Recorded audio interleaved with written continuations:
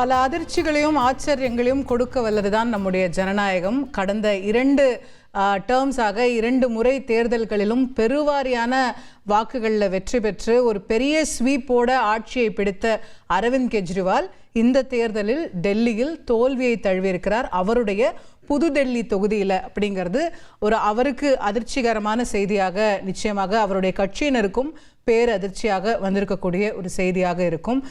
நம்முடைய ஜனநாயகத்தில் எதுவுமே நிரந்தரம் இல்லை, மேலே போகிறவங்க எல்லாமே கீழே வந்து தான் ஆகணும் அப்படிங்கிறதுக்கான ஒரு உதாரணமாக அரவிந்த் கெஜ்ரிவால் அவர்களை பார்க்க முடிகிறது. அவருடைய ரைஸ் அப்படிங்கிறது இந்தியா அகேன்ஸ்ட் கரப்ஷன் அப்படிங்கிற மூமெண்ட் வந்து அண்ணா ஹசாரேயோடு அவர் உண்ணாவிரத்தில் உட்கார்ந்த போது மக்கள் நாயகனாக பார்க்கப்பட்டார். ஒரு பெரிய எழுச்சிக்கு பிறகு யாரும் எதிர்பாராத வகையில் டெல்லியில் ஆம் ஆத்மி கட்சி ஆட்சியை பிடித்தது. முதல்ல காங்கிரஸ் கூட்டணியோட, அதுக்கப்புறம் கூட்டணி இல்லாமையே தனிப்பெரும்பான்மையோட கடந்த முறை 70 சீட்டுகளில் 67 சீட்டு, 3 சீட்டில் வந்து எதிர்கட்சி உறுப்பினர்கள் அத்தனை பேரும் ஆட்டோவில் வந்துடலாம் அப்படின்னு சொல்லக்கூடிய அளவிற்கு 67 சீட்டை பிடிச்சு மிகப்பெரிய பெரும்பான்மையில் ஆட்சியை பிடித்தார்.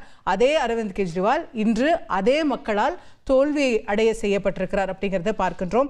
அஃப்கோர்ஸ் எதுவுமே நிரந்தரம் கிடையாது. அவர் மீண்டும் வருவாரா, அடுத்த தேர்தலில் என்ன செய்ய போறார் அப்படிங்கிறதெல்லாம் பார்க்கணும்.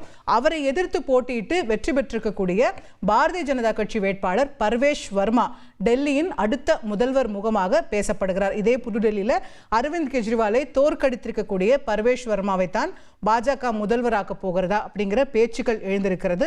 நம்ம தொடர்ந்து அது பற்றி பார்ப்போம், அடுத்தடுத்த கட்ட தகவல்களை பார்ப்போம். இந்த முக்கிய செய்தியை தற்போது பார்த்திருக்கிறோம்.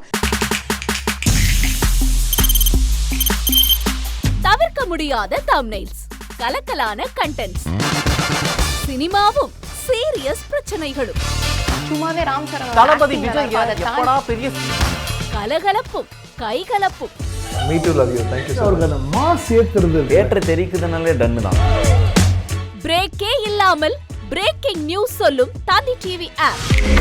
இன்ஸ்டா தலைமுறை வரை இறங்கி அடிக்கும் தந்தி டிவியின் டிஜிட்டல் எக்ஸ்க்ளூசிவ்.